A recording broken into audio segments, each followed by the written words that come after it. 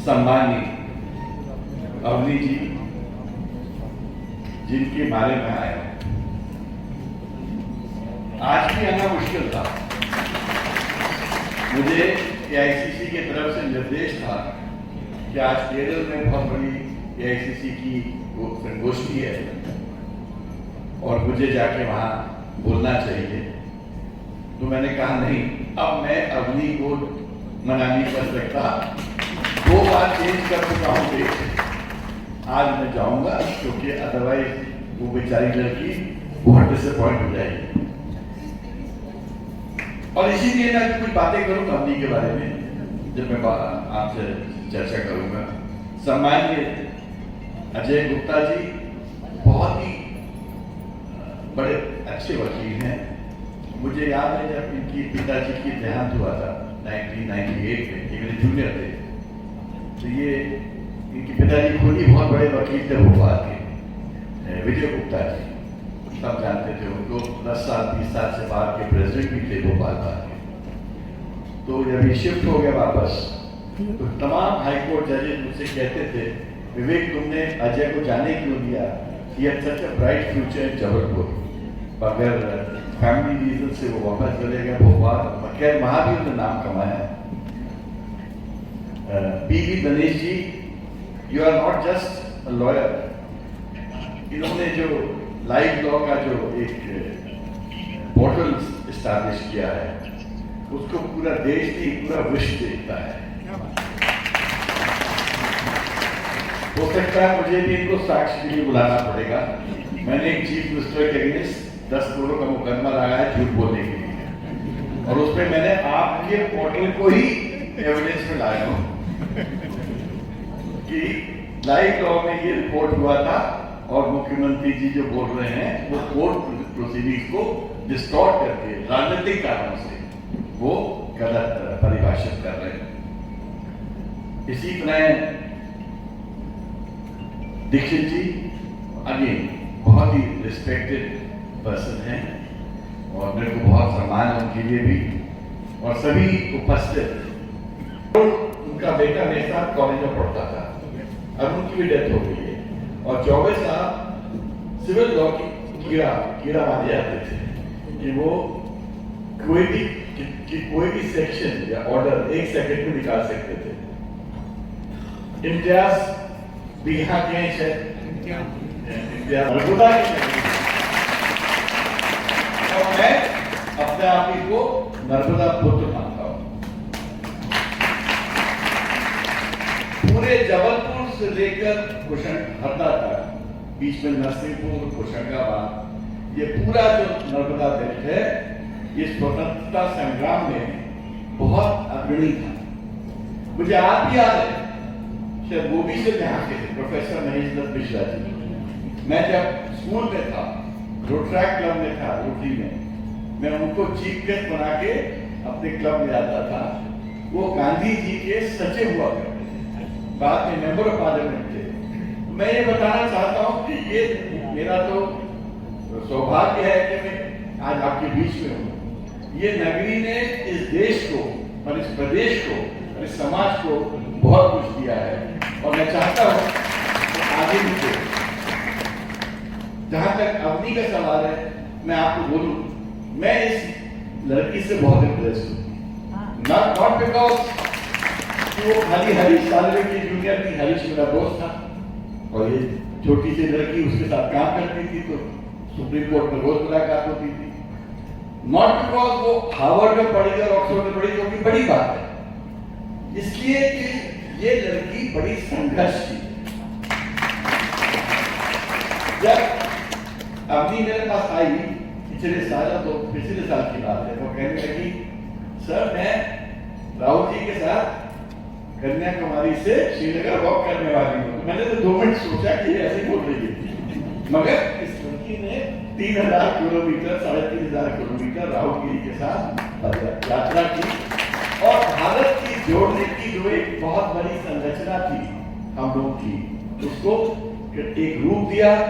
उस यात्रा के दरमियान जब मैं कई बार राहुल जी से मिलने जाता था, वॉक करने जाता था उनके साथ, तो अवनी मेरे को मिलती थी, और वहां भी ये संविधान की बात करती थी और यात्रा के दरमियान भी इन्होंने मेरी टॉक रखवाई थी संविधान पे, इज्जत करे करते अपनी। और तो ये भी संविधान की कीड़ा है, इसके लिए भारत का संविधान सर्वश्रेष्ठ है। ये रूल ऑफ लॉ में बिलीव करती है, इसलिए मेरा इस कॉन्क्लेव में आना बहुत जरूरी था, क्योंकि जब ऐसे व्यक्तित्व के धनी यंग पीपल आगे बढ़ते हैं, स्पेशली महिला, तो पूरे समाज का एक कर्तव्य हो जाता है कि ऐसे लोगों को आगे बढ़ाना चाहिए। जहां तक मैं अपने बारे में बताऊं, जब मैं लॉ पढ़ने गया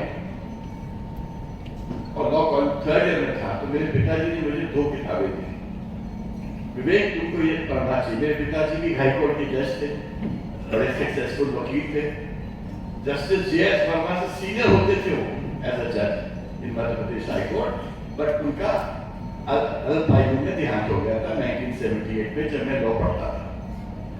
तो पिताजी ने मुझे 2 किताबें दी। ये उनकी डेथ से एक साल पुरानी पहले की बात है।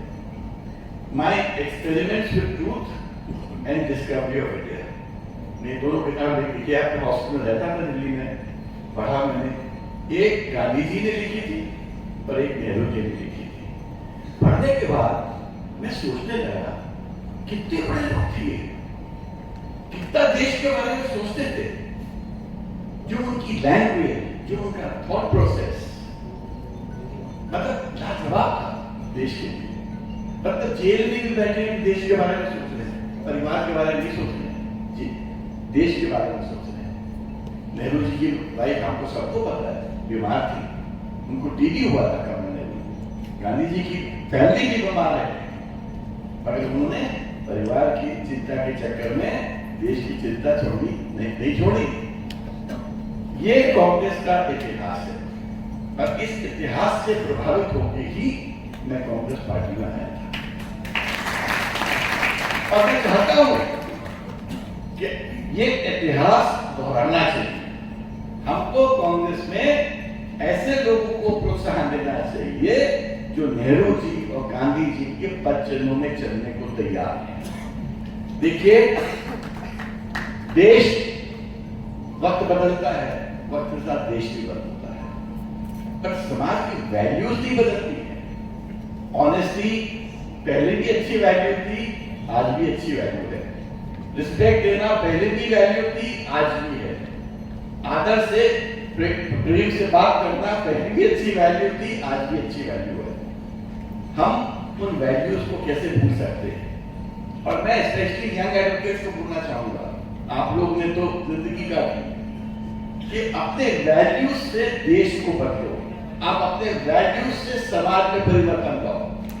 क्योंकि जब तक आपने वैल्यूज दी होंगी, आप देश के लिए, समाज के आदर्श कैसे बनोगे?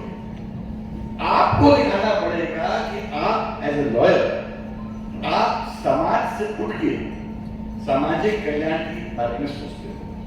अगर हम खाली मुकदमे की सोचेंगे तो हम सामाजिक क्रांति नहीं ला सकते। अगर हम समाज के बारे में सोचेंगे तो हम सामाजिक क्रांति ला सकते हैं। और अब भी मैं तुम्हें वो गुण देखता हूं, और मैं चाहता हूं कि इस गुण को कभी मत छोड़ना, क्योंकि सामाजिक क्रांति लाना ही हमारा लक्ष्य होना चाहिए। जुडिशरी तो पहले भी थी, स्वतंत्र भारत जब नहीं हुआ था तब भी थी, तब फेडरल कोर्ट होता था, आपके प्रेसिडेंसी हाई कोर्ट होते थे। जब कॉन्स्टिट्यूशन आ गया तो सुप्रीम कोर्ट आ गया। फर्स्ट शुरुआत में सुप्रीम कोर्ट में खाली 5 जजेस होते थे, आज 35 जजेस, 34 जजेस। तो जुडिशरी तो पहले भी थी और आज भी थी, मगर जुडिशरी को जज कैसे किया जाता है? वो जुडिशरी को कैसे जज किया जाता है? जुडिशरी जज by the record to stand for human rights of people. Judiciary का जो जजमेंट का स्किल है कि आपका ह्यूमन राइट्स के वक्त जब गरीब, असहाय, परेशान लोग आपके सामने आते हैं और बड़े बड़े एस्टैब्लिशमेंट उसके पीछे पड़ जाते हैं, तो वो एक मीक फ्रेल जज जो एक कलम लेके बैठता है वो अपनी कलम की ताकत दिखा सकता है कि नहीं दिखा सकता है। मुझे अभी एक छोटा सा एक वाक्या याद आया। एक दिन मैं सरदार राजेंद्र सिंह जी के साथ बैठा था, मैं उनका जूनियर था। सरदार राजेंद्र सिंह जी आप लोग सब जानते हैं, देश के जाने माने क्रिमिनल लॉयर थे। वो जेठमलानी एक वक्त 2 राइवल बेस्ट लॉयर माने जाते थे इस देश में। एक तरफ से वो खड़े होते थे, एक तरफ से सरदार साहब खड़े होते थे। तो एक जस्टिस डीसी वर्मा साहब के केस चल रहा था और एक यंग लड़का बड़े एरोगेंटली बीसी वर्मा साहब के तरफ के कोर्ट में बहस कर रहा था। मैं तो बाजू में बैठा था सरदार साहब के, तो मुझसे धीरे से हंस के बोलते हैं, विवेक देखो अभी मैं कोर्ट को कुछ बात बताने वाला हूँ। तो he got up, he says, don't mind of what this young man is saying. ये तो कई साल पहले जब ब्रिटिश डेज में मैं ब्रिटिश सेशन टेस्ट के सामने खड़ा था, उस वक्त भी कैसे ही यंग लड़का उनके सामने एरोगेंटली बिहेव कर रहा था, वो बहस कर रहा था। तो ब्रिटिश जज looked at me and told me, सरदार साहब, don't you think this boy doesn't know that I wield the pen? बता, अगर उसको इतनी अकल होती कि जज के पास ही कलम है, तो तुम्हारी एरोगेंस का मतलब क्या है? तुम तो उस एरोगेंस से अपना केस खराब कर रहे हो, उस जज को नाराज कर रहे हो। तो जब मैंने ऐसे लोगों के साथ काम किया जुडिशरी में, तब मुझे समझ आया कि देखो कितनी समझदार जुडिशरी है। एक दिन नाम जज साहब का नाम नहीं लूंगा, एक बड़े एरोगेंट जज साहब थे, वो बड़ी बुरी तरह बात करते थे मेंबर्स ऑफ द बार से। उन्होंने सरदार साहब के साथ भी कुछ बुरी बात कही, हम लोग सबको बुरा लगा। और आप सरदार साहब के साथ जब बाहर आए, हमने कहा आप लोग तो 80s, अर्ली 80s, तो मैंने कहा सर हम लोग को पसंद नहीं आई इस तरह से। उन्होंने सरदार साहब को बोल दिया कि सरदार साहब you do not know fundamentals of criminal law, और जिस जज ने कभी क्रिमिनल लॉ देखा नहीं था। तो हास्यकर बात थी कि सरदार राजेंद्र सिंह जी को ये बोल रहे हो। तो विवेक कौन क्या कहते हैं, मुझे बाहर आए, विवेक कहाँ तू यार चिंतित हो रहा है, देखो ये संसार कितना बड़ा है, ये जज एक छोटा सा स्पेक है, क्या किसी स्पेक से चिंतित होते हैं? ऐसे लोग आएंगे चले जाएंगे, मगर संस्थाएं चलती रहेंगी। मैंने वो देखे, वो जायंट्स को देखा है, जो खड़े होते थे, जो खड़े होकर अपनी बातें बोलते थे, लोगों को समझाते थे। मैंने वो समय देखा है। हम लोग तो कश्मीरी पंडित थे, मेरे पिताजी भी कश्मीरी पंडित थे, हमारा कश्मीरी प्राइम मिनिस्टर था इंदिरा गांधी, उन्होंने इमरजेंसी डिक्लेयर की थी। उनके अराउंड जितने बड़े लोग थे वो हमारे रिश्तेदार थे। ये अक्सर सेनेटर, जो principal secretary prime minister, general Raina, जो आर्मी चीफ, रॉ के चीफ मिस्टर काउ, मतलब सब हमारे रिश्तेदार थे। उस वक्त इमरजेंसी डिक्लेयर हुई और एक फेमस केस हमारे पिताजी और एपी सेल के कोर्ट पे आया, शिवकांत शुक्ला वर्सेस एडीएम जबलपुर। ये जब वो केस है, आज विश्व में इसको बार बार दोहराया जाता है। That was the first judgment in India by Justice A.P. Sen and Justice R.K. Kharkha कि even during emergency, Article 21 की जो राइट्स है, right to liberty and life, खत्म नहीं किया जा सकता। क्योंकि गवर्नमेंट का ये कहना था कि इमरजेंसी जब आ जाती है तो हमको किसी की राइट से लेना देना नहीं, हम जो चाहे कर सकते हैं। उन्होंने कहा नहीं, limited rule of law emergency की भी रहेगा। मध्य प्रदेश के हाई कोर्ट के जजमेंट को 9 हाई कोर्ट ने फॉलो किया, सुप्रीम कोर्ट में चैलेंज हुआ और 1977 से 78 में सुप्रीम कोर्ट की 5 जज bench, I think it was headed by justice Chandrachud, justice Chandrachud के फादर, उन्हें या कोई और हो सकते हैं, but he was a member of the bench. उन्होंने मध्य प्रदेश हाई कोर्ट के जजमेंट को सेटिस्फाइड किया और कहा कि नहीं, ये करेक्ट लॉ नहीं है। 40 साल बाद justice Dhananjaya Chandrachud sitting in the privacy judgement said कि माय फादर वाज रॉन्ग, मेरे पिताजी ने 40 साल पहले मिस्टेक कमिट की थी और मध्य प्रदेश का वो हाई कोर्ट का जो जजमेंट था ऑन ह्यूमन राइट्स वो ही ठीक था। तो मेरा ये कहने का मतलब है कि ये स्ट्रगल ह्यूमन राइट्स की पहले भी थी आज भी है और आदिकाल तक चलेगी, मगर हमको एज एडवोकेट्स ह्यूमन राइट्स के लिए ऑलवेज खड़ा होना पड़ेगा, खड़ा होना चाहिए। और हमको इस्टेब्लिशमेंट के अगेंस्ट हिचक बिल्कुल हिचक नहीं होनी चाहिए अपनी आवाज उठाने के लिए। मैं तो उनमें से हूं, अगर मैं कांग्रेस पार्टी का हूं, अगर मेरी पार्टी भी ह्यूमन राइट्स का वायलेशन करती तो मैं अपनी पार्टी के अगेंस्ट भी कोर्ट पे खड़े होकर बात बोल सकता हूं, क्योंकि संविधान से बड़ा कोई नहीं होता। संविधान से बड़ा ना तो कोई पार्टी होती है ना कोई व्यक्ति होता है। और हम लोग अगर संविधान को फॉलो नहीं करेंगे तो सबसे बड़ा कैजुअलिटी क्या होगा कि हमारे जो आज हमारे पास, जैसे आपने बोला, फ्रेटर्निटी, लिबर्टी एंड इक्वालिटी, ये तीनों चीजें खत्म हो जाएंगी। संविधान के मारे ही तो आज हम लोग सब एक बच्चे हैं, एक रूल ऑफ लॉ की एक आशा है, एक रे ऑफ होप है। तो मुझे बहुत अच्छा लगा कि आज जब ये लॉयर्स का कॉन्क्लेव हुआ और भी हरदा में हुआ, जहां पर स्वतंत्रता संग्राम हुआ था, आजादी की आवाज उठी थी, और आजादी के बाद एक नया जनादेश आया, एक स्वतंत्र भारत आया, एक नया कॉन्स्टिट्यूशन आया, और उस कॉन्स्टिट्यूशन के बेसिस पे एक रूल ऑफ लॉ की एक पद्धति इस देश में आई है। और उस पद्धति को के रक्षक हम सब वकील वर्ग हैं।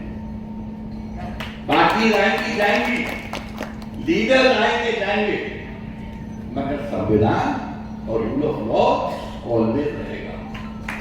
और हम एज लॉयर्स, हमारा पहला कार्य होता है कि हम रूल ऑफ लॉ के साथ खड़े हों। और इसीलिए मैं कहता हूं, जजेस and lawyers are not adversaries. जज और वकील एडवर्सरी नहीं है, वो एक चैरियट के 4 पहिए हैं। 2 पहिए जज हैं, 2 पहिए हम हैं। और जब जजेस ये कहते हैं कि हमारा कोर्ट है, तो उसमें मेरे को आपत्ति है। ये कोर्ट खाली जजेस का नहीं है, ये कोर्ट वकीलों का भी है, और ये कोर्ट उन स्टेक होल्डर्स का भी है जिनकी ये अदालतें बनी हैं। और ये बात मैं पार्लियामेंट्री स्टैंडिंग कमेटी में बहुत अच्छे से बोल चुका हूं। अब मैंने एक प्रोटोकॉल बनवाया, हम लोग ने जब स्टैंडिंग कमेटी में जब जस्टिस मिनिस्ट्री और सब आए, एक प्रोटोकॉल बनवाया है कि एवरी न्यू नक्शे में जहां कोर्ट बनेगा उसमें बार रूम इनबिल्ट होगा, बार रूम वकीलों का इनबिल्ट होगा, और विमेन्स बार रूम भी इनबिल्ट होगा, क्योंकि लेडीज के लिए बार रूम और वॉशरूम ये सब होने चाहिए। जितना वकीलों को जो वकीलों के लिए जो हमको जो इज्जत सम्मान देना चाहिए हमको, वो सम्मान हमको कई बार नहीं मिलता। तो अब हम लोग ने रूल्स बदले हैं और पार्लियामेंट्री कमेटी के रिकमेंडेशन पे रूल बदले हैं कि नए कोर्ट प्रेमिसेस में वकीलों को भी खुद सम्मान के साथ जगह मिलेगी।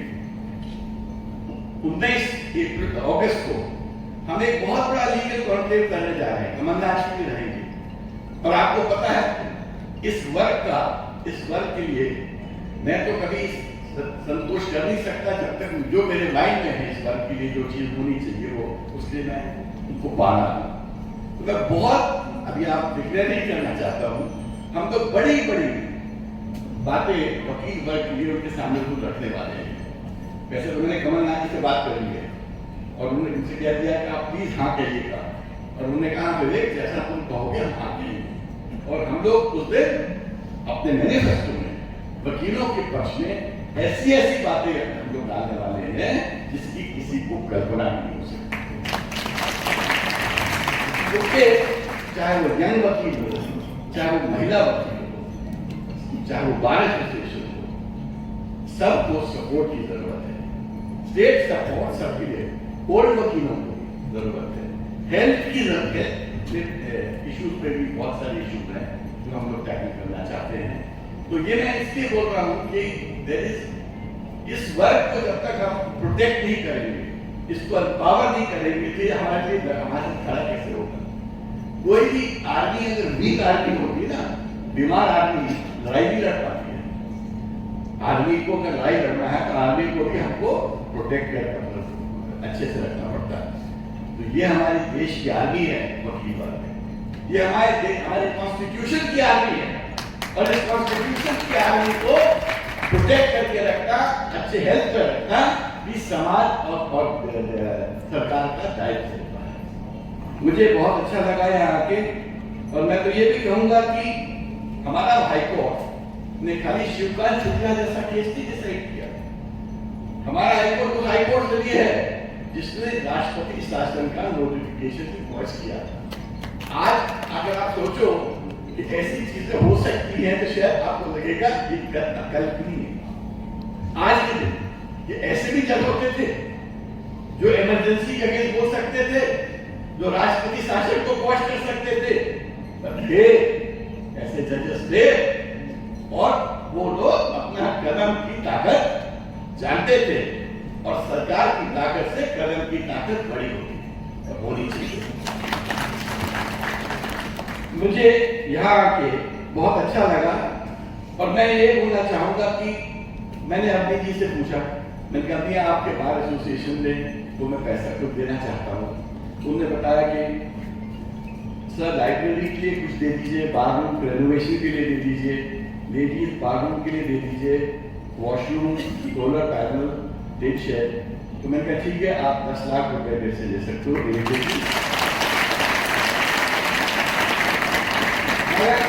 कहा ये शुरुआत है, क्योंकि मेरा भी टर्म 5 साल और है, और हमको राज्यसभा एमपी 5 करोड़ हर साल मिलता है, और वो आप ही का पैसा, मेरा पैसा नहीं है। और मैं कभी नसीरुल्लाह बैंक से आ रहा हूँ बोलते हुए, वहां मेरे को बहुत सारे वकील मिलते कोर्ट के बाहर, मैंने उनको भी 50,000 रुपए लाइब्रेरी दी। मैं तो दे देता हूँ, जो आता है वकील वर्ग बार सोशल देता है, जहां आप खड़े होते हैं मांगते मैं दे देता हूँ।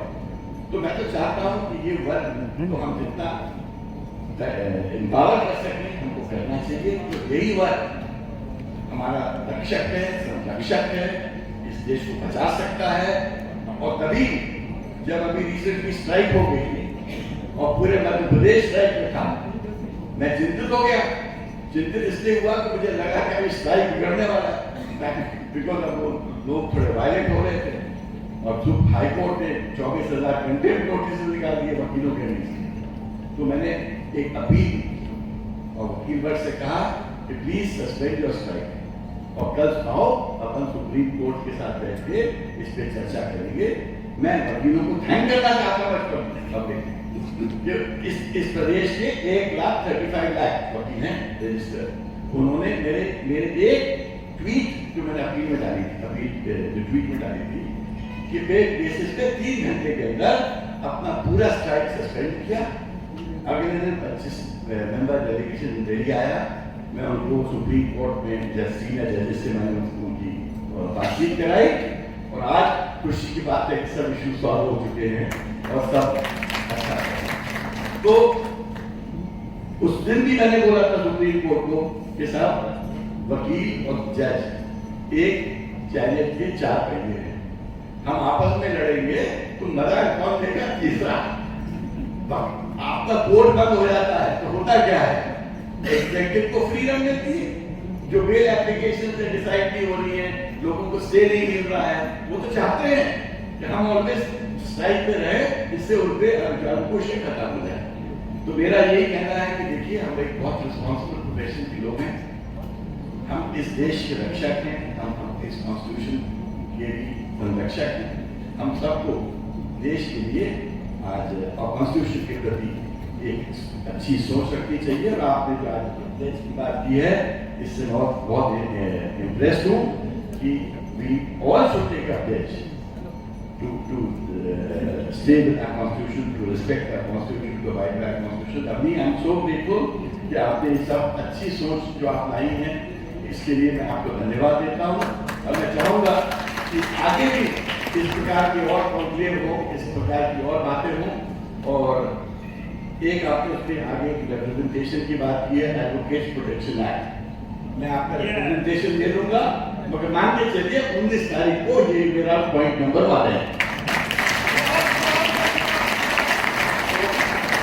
इसके साथ बहुत सारे दूसरे पॉइंट्स भी रहेंगे उसमें, इसलिए मैं चाहता हूं कि आप लोग भी लार्ज नंबर में आप लोग सब आइए।